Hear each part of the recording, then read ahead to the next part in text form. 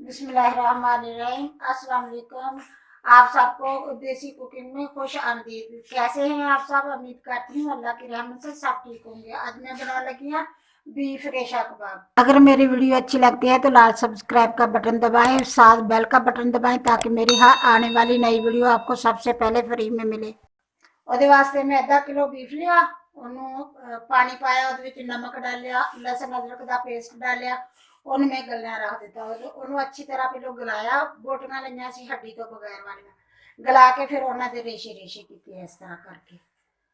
आधा किलो तो थोड़े ਜਿਹੇ ज्यादा से आलू, 2 आलू ज्यादा से आधा किलो, तो वो मैं लेके उबाले, उबाल के ठंडे कीते, ठंडे करके रख लिया। हुण मैं सब तो पहले तो आलू मैश कर दी, फिर अगे तुहानूं सारे मसाले दिखाऊंगी। बिस्मिल्लाहिर्रहमानिर्रहीम। मैं बाउल ले लिया, इहदे मैं डाल देनी आलू,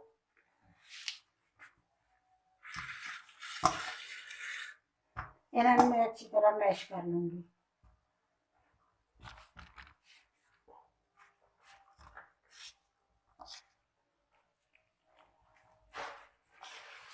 बिस्मिल्लाहिर्रहमानिर्रहीम। इस तरह मैं सारे मैश कर लूंगी, करके फिर अगे तुहानूं दिखाउणी है इसे। बिस्मिल्लाहिर्रहमानिर्रहीम। आलू मेरे मैश हो गया, हुण मैं इन्हें निकाल लूंगी मैश करके। ਇਹਦੇ ਵਿੱਚ मैं डाल दूंगी ਜਿਹੜੇ मैं बीफ ਦੇ ਰੇਸ਼ੇ ਕੀਤੇ ਆ ਉਹ। हम ਤੁਹਾਨੂੰ ਅੱਗੇ ਮਸਾਲੇ ਦੂਸਰੇ ਦਿਖਾਉਣੀ ਆ ਕਿ ਕੀ। बिस्मिल्लाहिर्रहमानिर्रहीम। बाकी मैं चीज़ा लिया, एक मैं प्याज लिया सी, ਉਹਨੂੰ मैं बारीक बारीक काट के धो के एन खुश्क करके रख लिया। बहुत आमलेट तरह जिवें आमलेट का प्याज कटीदा ना, उस तो भी ज्यादा बारीक कटिया वा, कट के रख लिया वा। कुछ सब्ज धनिया लिया सी, ਉਹਨੂੰ भी मैं धो के ਉਹਨੂੰ भी खुश्क कीता, पानी नहीं ਉਹਦੇ ਵਿੱਚ ਹੋਊਗਾ ਜ਼ਰਾ ਵੀ। 5-6 सब्ज मिर्चां लईयां सी, ਉਹਨਾਂ ਨੂੰ मैं कट लिया अच्छी तरह, क्योंकि ये मिर्चां इन्नियां कड़वियां नहीं, थोड़ियां जिहियां सी ज्यादा लगदियां। ज्यादा लिया सी, 5-6 लिया सी, बड़ियां बड़ियां सीगियां ते कड़वियां नहीं ज्यादा भी। मसाले कुछ इस तरह लै, नमक लिया वा आपदे टेस्ट के हिसाब नाल। नमक मैं इहदे च भी पाया वा, जदों मैं बीफ उबालिया ना उहदे च भी पाया, इसलिए मैं कुछ कम लिया वा नमक।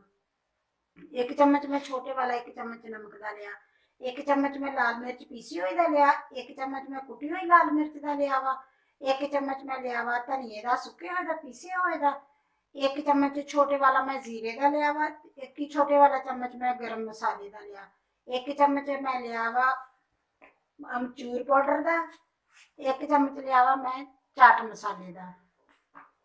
ਹੁਣ मैं ना थोड़े जे ब्रैड क्रम्स लै, ब्रैड लिया सी, ब्रैड लैके मैं उन्होंने घर ही उन्होंने ब्रैड क्रम्स बनाए। मैं घर ही बनानी हुंदी, मैं बाहरों नहीं लैंदी, आर्टिफिशियल नहीं लैंदी हुंदी। हुण मैं इन्हां नूं बनाउणा, मसाले सारे मिक्स कर दी हां, करके फिर तुहानूं दसदी हां। इह च मैं डाल दिंदी सारे मसाले।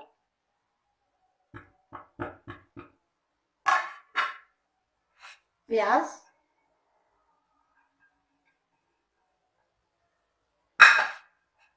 सब्ज धनिया,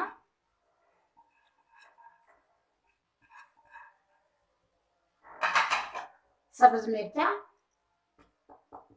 और मैं इन्हें मिक्स कर लूंगी।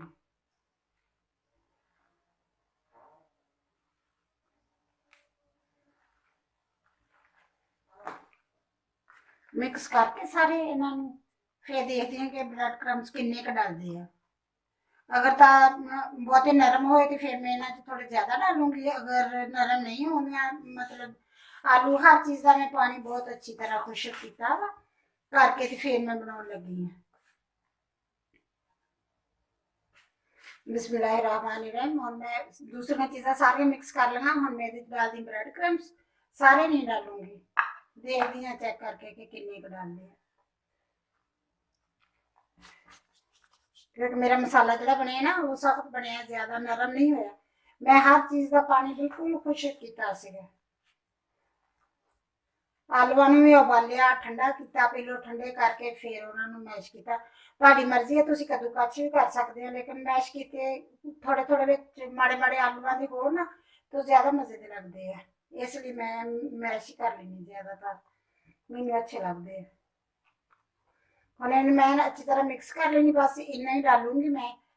इन्ने ब्रैड क्रम्स बच गए आ, मतलब 1 ब्रैड दे होंदे मैं 5 ब्रैड लए सीगे, 5 ब्रैडां नूं मैं उन्हां नूं लैके ब्रैड क्रम्स बनाए उन्हां दे। 1 ब्रैड दा मेरा ख्याल 1 ब्रैड दा हिसाब होऊगा जिहड़ा बच गया। हुण मैं इन्हां नूं अच्छी तरह मिक्स कर लैनी है।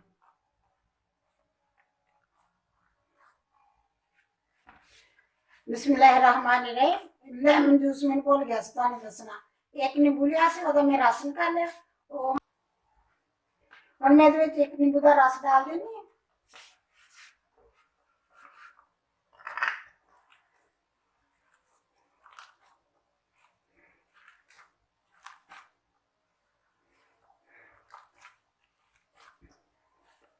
बस मसाला मेरा बन के तैयार हो गया। हुण मैं बनाउणी टिक्कियां।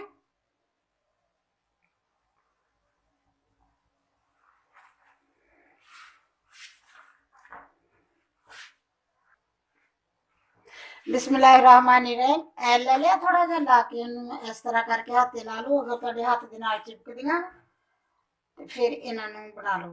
तुहाडी आपदी मर्जी है, तुसीं छोटा जिहा पेड़ा लवो या बड़ा लवो, बना के छोटियां छोटियां बना लो या वड्डियां बना लो। जिहड़ी मर्जी शेप दे दिओ। बेशक टिक्कियां दी शेप देनी टिक्कियां दी दे दिओ।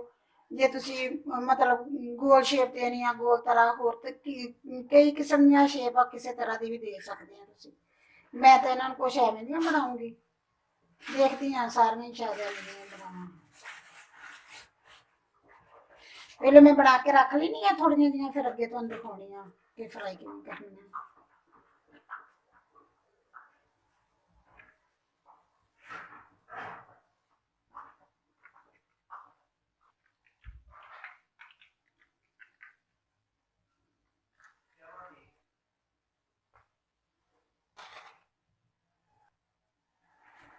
बिस्मिल्लाहिर्रहमानिर्रहीम। मैं 4 चम्मच मैदे दे लै वा, छाने आ, छान के लाया उन्होंने 4 चम्मच लाया। इहदे विच मैं डाल दी हां पानी।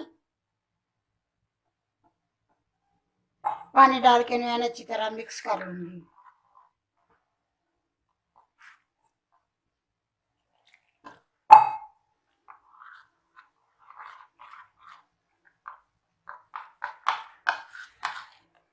यदि मैं पतली जी लेई बना लूंगी।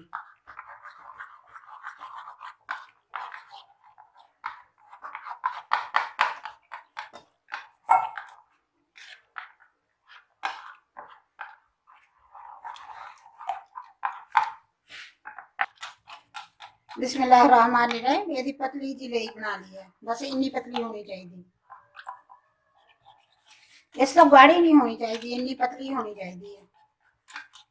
इन्हें होर अच्छी तरह फेंट लेनी। जो कोई बिच माड़ा मोटी कोई गुठली हुई तो खत्म हो जाएगी।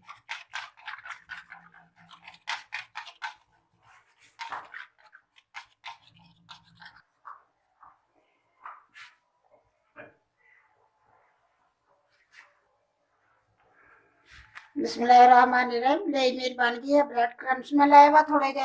इन्होंने हम मैं उधर मैं ऐल गर्म होना रखिया वा। ऐल गर्म हो गया वा। एक टिक्की उठाऊंगी, इन्हू डिप करूंगी, दूसरे हाथ ने ये डिप करूंगी।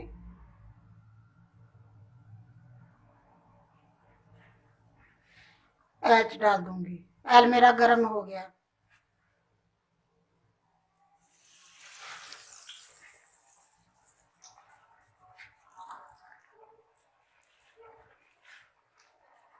फिर मैदे च डिप किया करके ब्रेड क्रम्स लगाए, फिर ये डाल दी।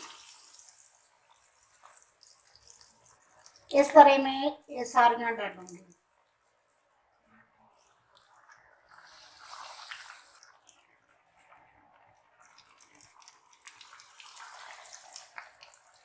बस बस इन्नियां ही डालू जिहड़ियां आसानी च फ्राई हो जाए। जिवें जिवें फ्राई हो जाए उवें इन्हां मैं पलटी जाऊंगी।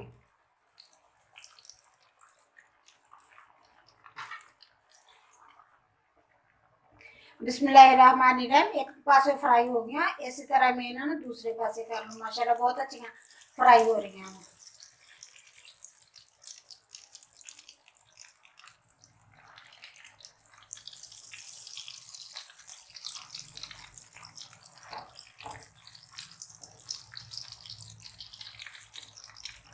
बस जिवें दूसरी तरफ इन्नियां फ्राई होनियां तो फिर इन्होंने मैं निकाल के तुहानूं दिखाउणी है।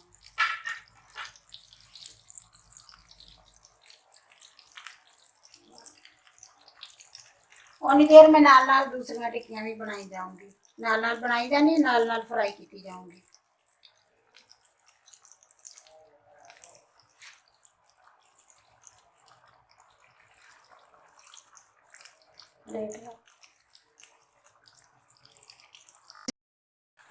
बिस्मिल्लाहिर्रहमानिर्रहीम। मेरी टिक्कियां फ्राई हो गई, हम मैं दोनों पासे फ्राई हो गई, और मैं इन्होंने निकाल लेनी है।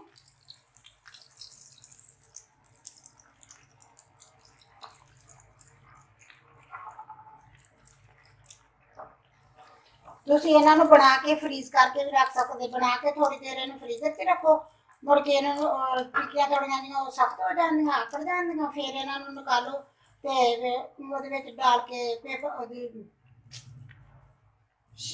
बैग दे विच डाल के, प्लास्टिक बैग दे विच डालो, डाल के ते इन्हां नूं फ्रीज कर दो। बेशक दी 15 दिन फ्रीज हो जा रहन, इन्हां नूं कुछ नहीं हुंदा, इंशाअल्लाह बिल्कुल ठीक रहन देना। 15 दिन महीना भी रख सकते हो तुसीं फ्रीज करके। जो दिल किया कोई मेहमान आ गए या तुहाडे कि कोई मतलब घर आ चाय वगैरह पीनी आ, थोड़ी भुख लगी है तो फौरन किया करके उन्होंने फटाफट खा लिया, फड़ के छे छेती चाय बनाई, चाय बना के नाल खा लिया, और मैं निकाल लिया वा। इसी तरह मैं दूसरा डाल दूंगी हूँ,